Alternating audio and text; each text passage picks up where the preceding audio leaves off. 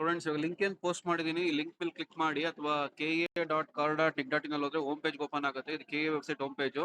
ನೋಡಿ ಇಲ್ಲೇ ಇದೆ DCET 2025 ಮೊದಲ ಸುತ್ತಿನ ತಾತ್ಕಾಲಿಕ ಸೀಟು ಹಂಚಿಕೆ ಫಲಿತಾಂಶ ಲಿಂಕ್ ಅಂದ್ಬಿಟ್ಟು ಇದನ್ನ ಕ್ಲಿಕ್ ಮಾಡಿ ಒಂದು ಲಿಂಕ್ ಓಪನ್ ಆಗುತ್ತೆ ವೆಯ್ಟ್ ಮಾಡಿ. ಎಲ್ಲರೂ ಚೆಕ್ ಮಾಡ್ತಾ ಇದ್ದೀರಾ, ಅದಕ್ಕೆ ಸ್ವಲ್ಪ ಲೇಟ್ ಆಗಿ ಓಪನ್ ಆಗುತ್ತೆ. ಓಕೆ, ಎಲ್ಲರೂ ಚೆಕ್ ಮಾಡ್ತಾ ಇರೋರಿಗೆ ಸ್ವಲ್ಪ ಹ್ಯಾಂಗ್ ಆಗಿರುತ್ತೆ. ಸೊ ಡೋಂಟ್ ವರಿ, ಲಿಂಕ್ ಮೇಲೆ ಕ್ಲಿಕ್ ಮಾಡಿ ಮತ್ತೆ ಓಪನ್ ಆಗುತ್ತೆ.